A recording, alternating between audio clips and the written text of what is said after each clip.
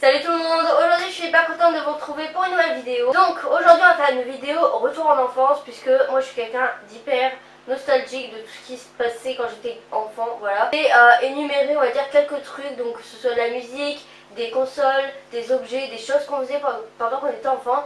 Tout ça, ça va résumer vraiment l'enfance de pas mal de monde. Donc voilà, il y a vraiment au moins une chose que vous avez déjà fait dans ces choses-là, voilà. Donc je vais commencer tout de suite avec les deux chansons de notre enfance, c'est obligé, vous les connaissez. Donc la première c'est Par la maman de Fatal Bazookas. Je pense que tout le monde est d'accord là-dessus, que c'est vraiment une chanson hyper connue, que tout le monde connaît. Et voilà, que c'est vraiment une chanson qui a fait grave le buzz. Dans un pays pas intéressé.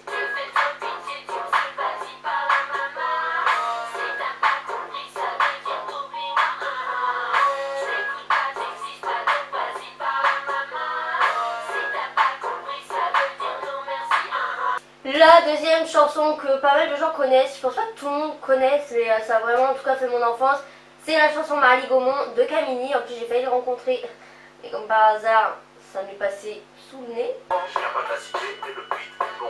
Je viens pas de Paname, mais Marly Gaumont.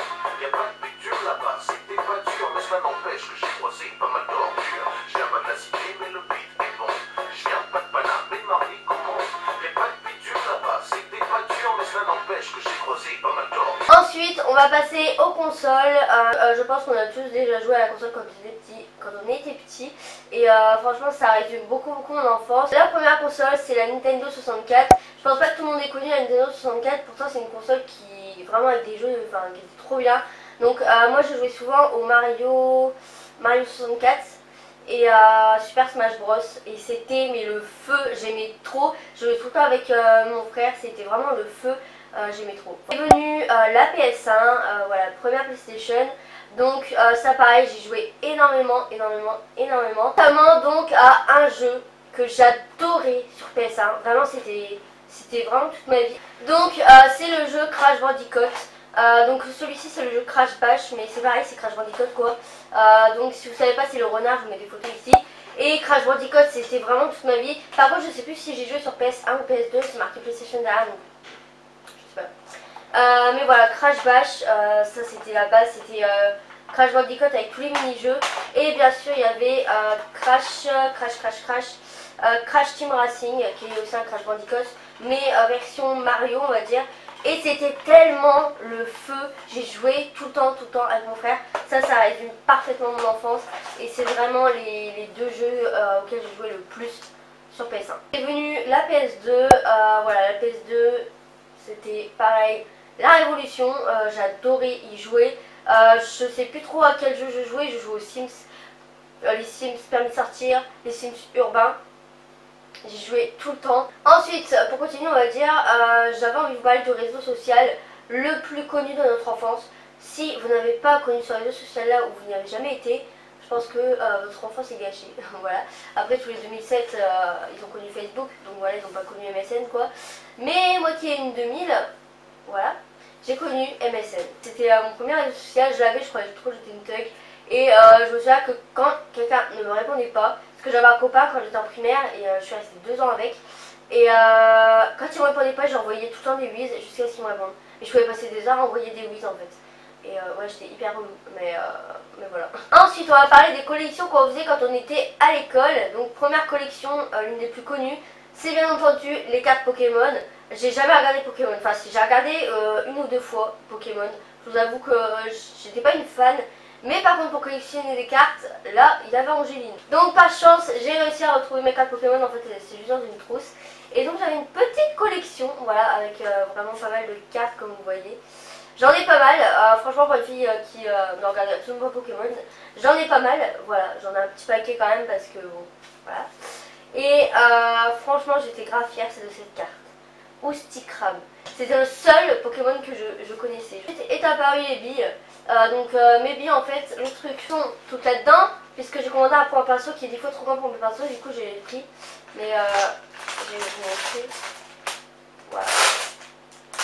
Voilà toutes mes billes. Ouais, j'en ai pas mal des billes. Je vous avoue que c'était un peu ma passion. En fait tout ce qu'on faisait, je vous mettrai une photo en fait. On se mettait en fait à une bouche d'égout. mais une bouche d'égout assez spéciale. Il y avait des petites triangles un peu partout. Et en fait, on mettait la bille à chaque coin. Donc on pouvait être jusqu'à 4 joueurs puisqu'il y avait 4 coins. Merci Angéline. Et en fait, on devait pousser notre bille d'un coup en fait. Et c'était chacun son tour. Et le but étant, en fait, au milieu, il y avait 2 petits carrés. Le but était de mettre notre bille dans les carrés. Et voilà. Et celui qui gagnait remportait la bille de l'autre. Et en fait, un jour, j'avais pris une trousse de billes, mais une trousse de billes remplie, mais vraiment bien remplie. Et j'étais partie donc en récré et j'avais mis ma trousse sur le rebord d'une fenêtre parce que j'avais pas envie de j'oublie. Et quand je suis revenue, ma trousse était à moitié vide. Donc au début j'avais pas tilté, c'était des filles qui étaient venues me voir je crois et qui m'avaient dit ouais et tout, j'ai vu Pierrick et ouvrant ta trousse et tout. Donc ça a fait l'affaire de tout l'après-midi cette affaire de billes. Et en plus c'était un bon pote à moi, il s'appelait Pierrick. Et il m'avait volé tous mes calots, vous savez les grosses billes, enfin vous savez c'est quoi des calots. Et j'étais au bout de ma vie, genre c'était la trahison du siècle. On va parler chaîne de dessins animés, puisque les dessins animés ça a aussi fait toute mon enfance, j'étais toujours devant ma télé, mais toujours. En premier, la chaîne vraiment qui a fait mon enfance, si je devais en citer qu'une seule, ce serait TJ. Je sais pas si vous regardez TJ quand vous étiez enfant, mais il y avait plein de trucs de dessins animés que je regardais comme Les Malheurs de Sophie, Pépin 3 pommes, qu'est-ce qu'il y avait d'autre, Bonne nuit les petits, plein de dessins animés comme ça. Et TJ c'était ma référence, voilà. Ensuite il y a eu aussi Pee-wee. Pee-wee c'est pareil, il y avait tous les dessins animés que je regardais, Peppa Pig, Sportacus, enfin le Lazy Town là.